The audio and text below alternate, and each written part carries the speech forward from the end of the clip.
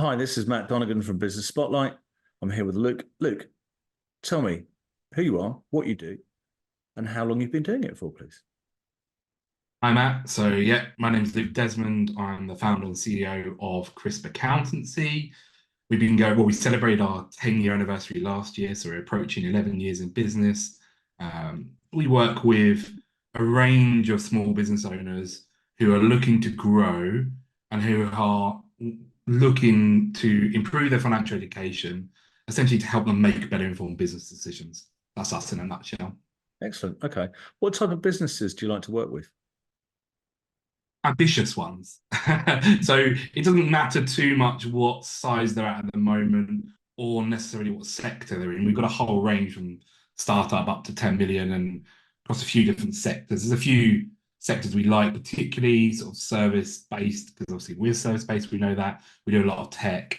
But yeah, essentially we're looking for someone who wants to partner with us and work alongside us to achieve something, either fast growth or that elusive sort of financial freedom. But yeah, someone that wants to partner with us. Excellent. And what made you start the business in the first place? What made me start? Yes. Yeah. Um, yeah, I don't know. Funny enough, I did accountancy straight out of school. Did that for 8 years or so, and then I started reading business books, and I got hooked on the concept of business rather than accountancy. So I knew I wanted to go and start a business, and I wrote a big long list of all the businesses that I could go and start, and accountancy was not on there because I didn't want to do accountancy anymore. It was boring and all the rest of it. And then over time, like a few weeks and months, I realized actually my value in accountancy was far greater than any of those other industries that I knew nothing about. So I thought, well, I'll start with accountancy and then figure it out later. And then, yeah, just kind of 10, 11 years further on, and we're still there. But I think I've managed to turn accountancy into something that actually really interests me still. Okay. So what makes a business stand out in your sector? What's your USP? I mean, I've had a look at your website. I understand something about what your point of difference, but please explain to me and to viewers what makes you different in the marketplace. So there's a few things really, three sort of areas that we focus on or that people have fed back to us that what makes us different. So the first is really our focus on that growth aspect. And by growth, we're not just talking about scaling the revenue, we're talking about creating a business that looks different to what it does today. So for some people, that's a business that runs more without themselves, that gives them more lifestyle freedom. For some, it's scaling to a big exit. So the whole focus on growth rather than just compliance and accounts and tax returns, which we need to do, but that's a smaller part of our service. So we have a minimum service where we produce management information and sit down and go through strategy. So that kind of real focus at the core of our business is important. The way that we utilize the latest tech uh, to enable smaller businesses to have access to things that predominantly would have been, or historically would have been, the remit of much larger businesses. So that real tech focus allows us to operate efficiently, but also give the client more value as well. And then just on our whole ethos as a business, really. So anyone that spends any amount of time with me will realize that I don't tick any of the stereotypical accountant boxes. I'm pretty raw and rough around the edges. And that's the way we like it, really. So our team are very down to earth. We don't use any of the jargon or anything that you might associate with a conversation with an accountant. We keep it very down to earth and real, and that resonates with a lot of business owners. It will turn some away, but for most, it will really resonate with them. Okay. And what's your business journey been like? What's the growth curve been like for you guys? You've been, what, 10, 11 years you've been in business? How's that been? Yeah. A roller coaster, like everyone else's, I suppose. So first 3 years, we grew it very quickly. We used Google PPC, invested heavily in that when not really many other accountants were doing that and grew rapidly.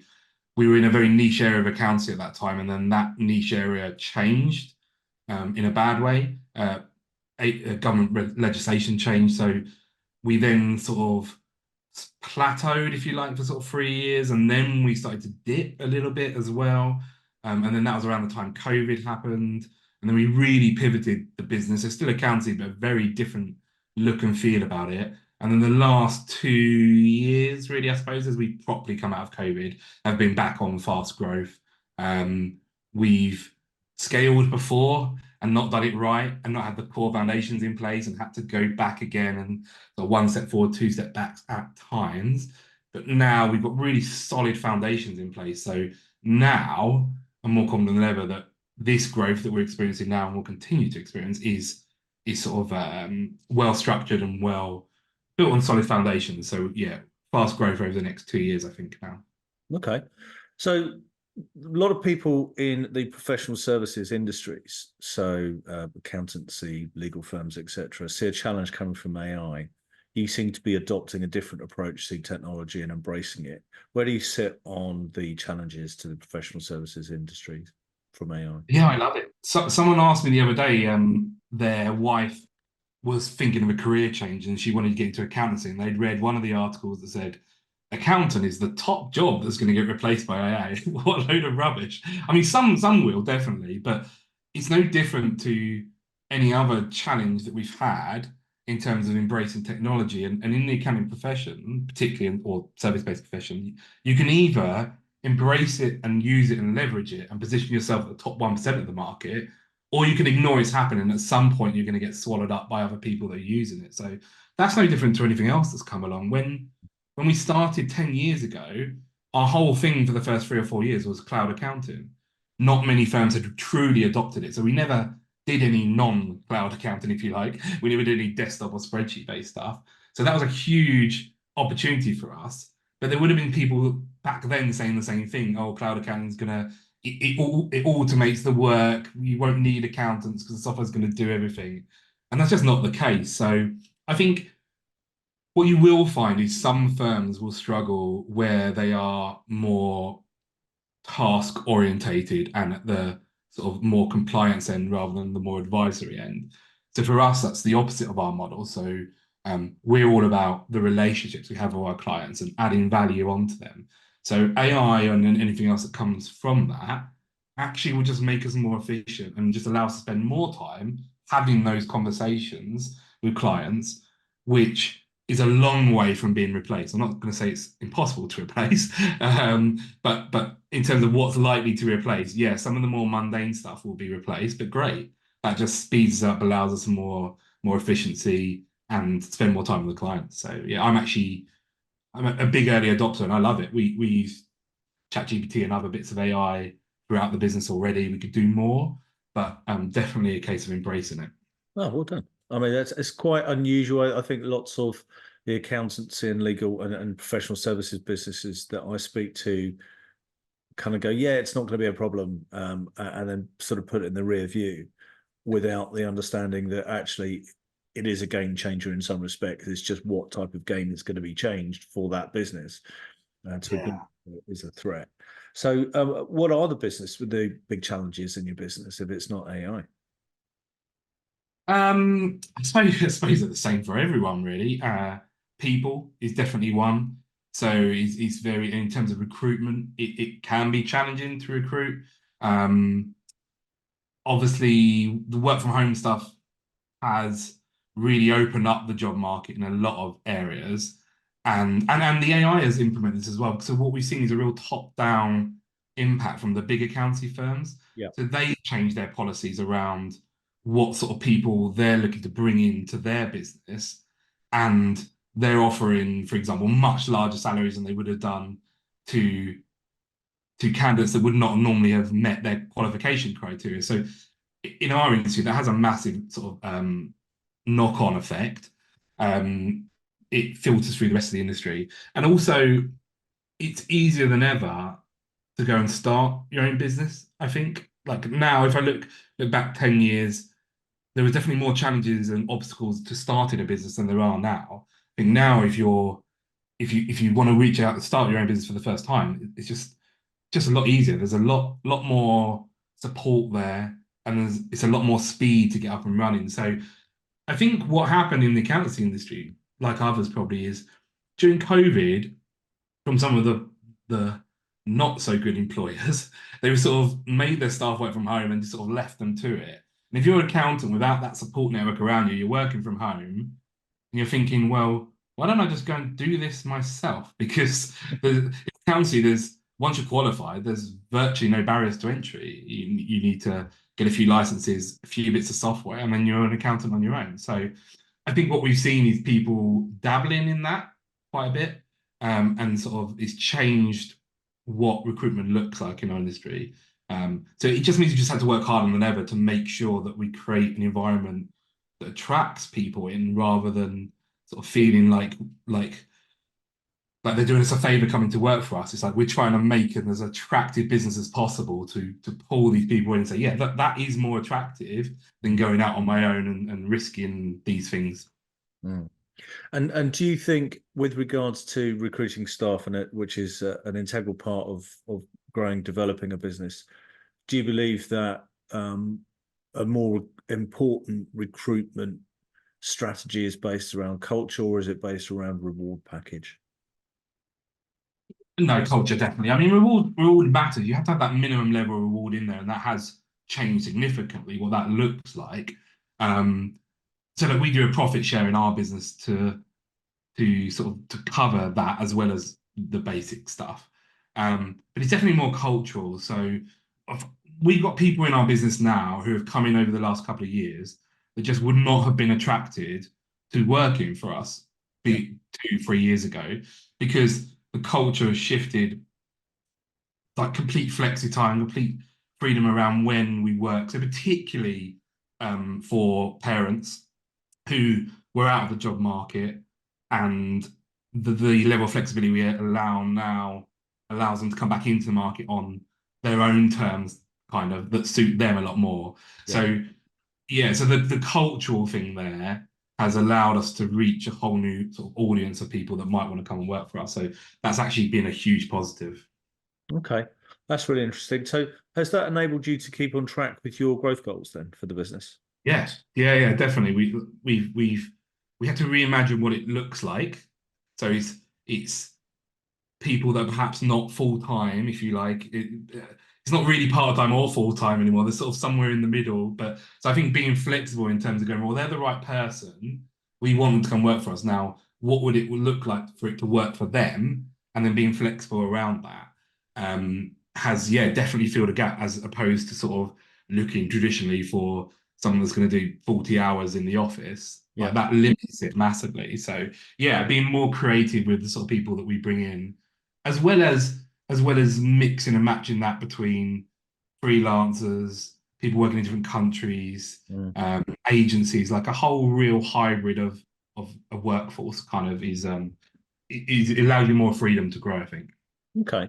Earlier on, you mentioned some favorite, or you mentioned that you consumed lots of business books in the. Yes. Have you got any favorites that you'd point business owners to, or any that have really impacted your thinking? So, I don't even know where to start. I'm an avid reader. Um, I think the two in business book circles, I know these are two overcooked sort of books that everyone goes on about, but the two that I probably enjoyed reading the most was Shoe Dog, so the Phil Knight story. I think that was probably the most motivational book that I've read, or the one I enjoyed the most. I must admit, since I recently found out that it was ghost written, slightly less so, but still a really good sort of good It's story and motivational. it's an Uh, amazing story. It's a yeah. great story. So whether it was written by somebody else or not, I mean, it's still a great story. So Definitely. And then one of the most practical, well, there's two most practical, I think, for me is traction. So introducing the EOS stuff, the entrepreneur operating system, for anyone that doesn't know about that. We don't follow that religiously. Religiously, I would point out. But what I did do was take loads of best practices and sort of create our own operating system for the business to run on. mm, So what what I really learned from that was about the rhythm of business. So having the right sort of meetings and the right sort of scorecards that we're looking at in a consistent fashion. And it really brought that repetitive consistency, which is what growth is based on. So um and then more recently the Alex Hormozy books as $100 million offers and then $100 million leads from a marketing perspective. I love those. They were really powerful. They fit very much in with my ethos, which is very down to earth, simple language, and breaking things down to their most simplistic form. So very easy read, but very powerful at the same time. So yeah, Yeah. that's 3 to 4 books, probably up there, I think, at the moment. But there's some really good books in that. Yeah, I agree with all the ones that you've just said. Actually, they're all really good. I'm actually rereading one of the Hormozy books at the moment, $100 million leads. I'm rereading. Yeah. I enjoyed it that much. I, But he speaks really quickly as well from his audio book. You kind of got to look at the book at the same time. So as he recommends. yeah, I'm the same as you. And actually, $100 million leads, yeah, I'm just looking over to my right because the hard copy book is there, which is very unusual for me because I read everything on the Kindle. Yeah. So actually, I have consumed it on Kindle, audio book, and now I've got it there as a reference guide next to me. I mean, just because it's, like I said, it's so practical. Like it's what we're trying to do at the moment as well. It's one of our biggest challenges I didn't mention when you asked there is about getting consistent, profitable leads in that are right for us because we don't just take on any old business. So that book is kind of our blueprint to achieve that at the moment. Right. Excellent. Okay. All right. So if you're going to go back in time, what advice would you give yourself? Like you meet your 18-year-old self in the park, you're out walking your dog if you've got a dog, and you meet your 18-year-old self, what would you say to you? I think, yeah, it's a really interesting question, isn't it? Because it's one of those. It's a bit cliche, but I've made many mistakes, but I feel like I had to make them as well. So it's kind of like if you skip some of those mistakes, then you don't learn from them. I think the biggest thing for me though is looking outside of the industry. So in the early stages, I thought I knew the industry very well because we're in a niche area of accounting as well. It's a very small insular space. So it was kind of, well, I know how that works. So I'll just do what everyone else is doing. And actually, when I started to look outside of that and started to read more business books, talk to more owners, and surround myself and learn from other places. Like Netflix was some of our cultural policies from like an early stage, things like unlimited holiday and stuff that was because I read a book on Netflix in the early stages. I was like, why can't that work for us? Yeah. So I think doing some of that earlier is very important and surrounding myself with people, particularly entrepreneurs, who are much further on in their journey and who have achieved much more than me is the biggest thing that's making a difference now. And I've been very slow to pick up on that. So there were stages where we were the big fish in the small pond, and now I'm very conscious of always trying to be the small fish in the bigger pond. Right. And that speeds up learning so much. So yeah, I think surround yourself with the right people. Yeah. Okay. That's some great tips there. So have you got any plans that you'd like to share? Yeah, I mean, loads. We're doing lots in terms of trying to share the core concept of the business, which is improving the financial education of small business owners. I think the most exciting thing for me, or nerve-wracking, is that I'm writing my own book on that. So I'm probably halfway through. As I said to you, we recently had our third child, so that slowed down the progress of the book writing.